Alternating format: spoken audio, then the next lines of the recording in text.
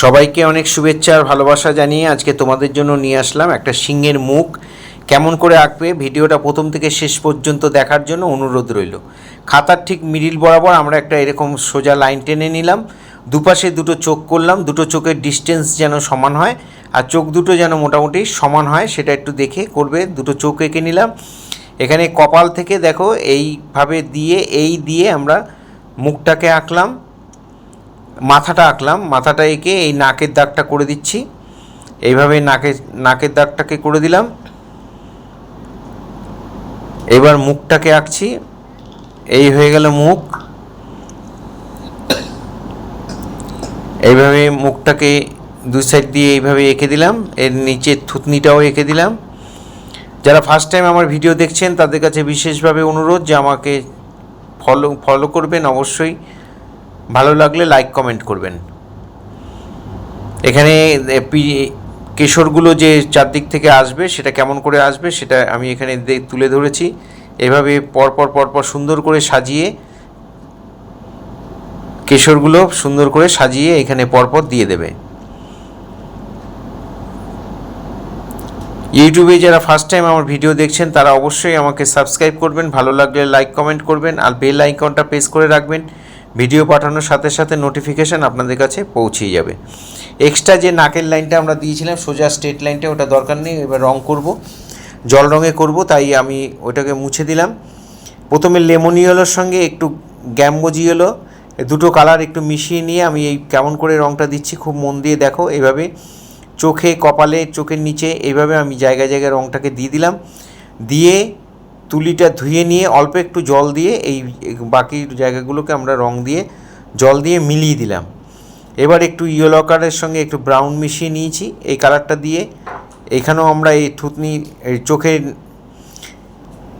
নাকের দুপাশ দিয়ে আমরা এখানে শেডটাকে মিলিয়ে দিলাম। থুতনির মধ্যে এই কালারটা দিয়ে দিলাম।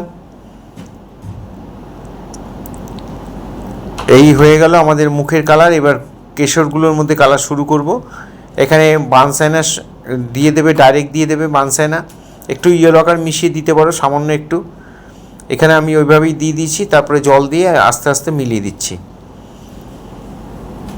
এই হয়ে গেল। এবার কানের মধ্যে আমরা কান দুটো রং করব। কানের ভেতরটা একটু ডার্ক ব্রাউন দিয়ে দেবে, একটু ব্রাউনের সঙ্গে একটু ব্ল্যাক মিশিয়ে, অল্প মানে না মেশানোর মতো সামান্য মিশিয়ে এটা করে দেবে।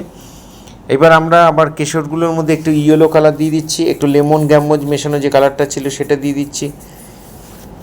এবার ইয়েলো কালারের সঙ্গে ব্রাউন মিশিয়ে যে কালারটা সেটা দিয়ে আমরা এখানে করে দিচ্ছি। এভাবে ভেতর থেকে ডিপ দিয়ে এখানেও তাই ইয়েলো কালারের সঙ্গে ব্রাউন মিশিয়ে কপালের উপরে যে কেশরটা আছে সেটাকে মধ্যে আমরা একটু শেড দিয়ে দিলাম। খুব মন দিয়ে দেখো, তাহলে তোমরা অনায়াসেই করতে পারবে। যারা প্রতিনিয়ত আমার ভিডিও দেখে তোমরা করো, তোমাদের জন্য অনেক শুভকামনা রইল। ভালো থেকো তোমরা, এইভাবে আমার সাথে থেকো। এখানে আমি কপালের মধ্যে ওই ব্রাউনটাই একটু ডিপ করে দিলাম, দিয়ে তুলিটা একটু উপর দিকে ধরবে আর মাথাটা দিয়ে রং তুলি ভর্তি করে নেবে আর মাথা দিয়ে ডট ডট করে সুন্দর করে এই শেডগুলোকে দিয়ে দেবে। শুকনো তুলিতে কিন্তু এরকম শেড আসবে না, একটু জলটা বেশি ইউজ করবে, রংটাকে একটু ভালো করে পাতলা পাতলা করে গুলে নেবে। এখানে একটু কালচে ব্রাউন দিয়ে আমরা নাকের এইটা শেডটা করে দিলাম আর মুখে নিয়ে আউটলাইনটাও টেনে দিলাম। এখানে কেশরগুলোর মধ্যেও আমরা একটু বর্ডার করে দিচ্ছি। ইয়েলো আকার, বানসাইনা, তার সঙ্গে একটু ব্ল্যাক টাচ, এই কালারটা এই তিনটে কালার মেশালে এই কালারটা এসে যাবে। ব্ল্যাকটা খুব সামান্য টাচ, অল্প একটু নিয়ে করবে।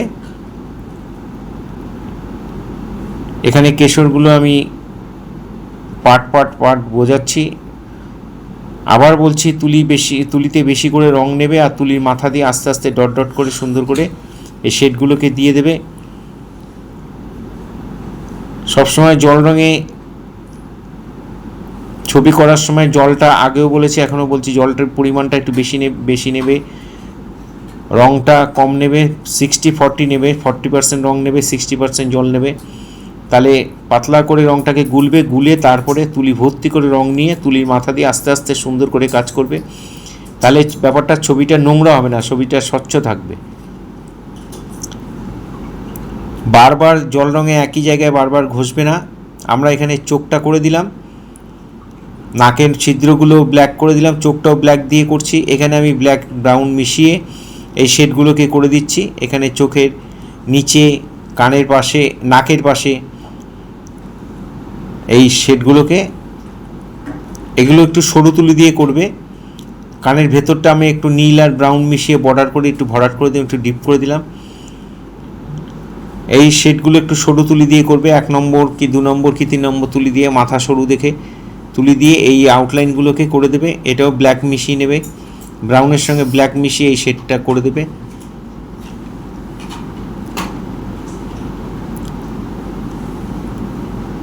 যেখানে যেখানে আমি ডিপ দিচ্ছি ঠিক সেখানে সেখানে ডিপ দেবে। তোমরা বাড়িতে অবশ্যই দেখে দেখে করবে, ভালো লাগলে লাইক কমেন্ট করবে। এখানেও আমি কেশরগুলোর মধ্যে বর্ডার দিয়ে দিচ্ছি ওই একইভাবে।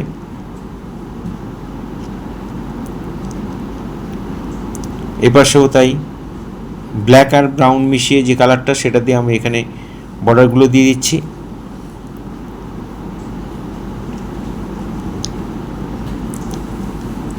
যারা বড়রা আছেন তাদের কাছে আমার বিশেষভাবে অনুরোধ যে আমার শেখানো যদি ভালো লাগে, আমার ড্রয়িং যদি ভালো লাগে, আমার ভিডিও যদি ভালো লাগে, তাহলে অবশ্যই একটু শেয়ার করবেন আপনাদের পরিচিত ছোট ছোট ছেলে মেয়ের মধ্যে। আমি চাই আরও বেশি সংখ্যক স্টুডেন্ট দেখে দেখে করুক। এখানেও এই একইভাবে আমি শেডগুলোকে দিয়ে দিচ্ছি। এখানে গালের যে ভাঁজটা, গালের যে ভেতর দিকে একটু ভাঙা, সেই জায়গার মধ্যে ডিপগুলো কীভাবে দিচ্ছি সেটাও দেখে নেবে। এখানে গোপ করব, গোপ করার জন্য গোপের এই পোর্শনটার মধ্যে একটু ডট ডট দিয়ে দিলাম। নাকের মধ্যেও একটু দাগ দাগ শেড টেড হয়ে যাবে। 2, 3, 4 স্ট্রোক দিয়ে তারপরে ছবি ফিনিশ হচ্ছে, সুতরাং সেভাবেই করবে। এখানে ব্ল্যাক দিয়ে গোপগুলোকে করে দিলাম।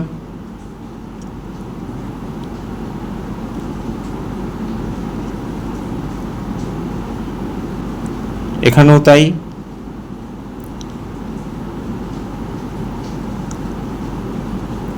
এবার আমরা একটু ব্রাউন, একটু স্কারলেট আর একটু ব্ল্যাক, এই 3টে কালার দিয়ে এই ব্রাউনের শেডটা এসছে।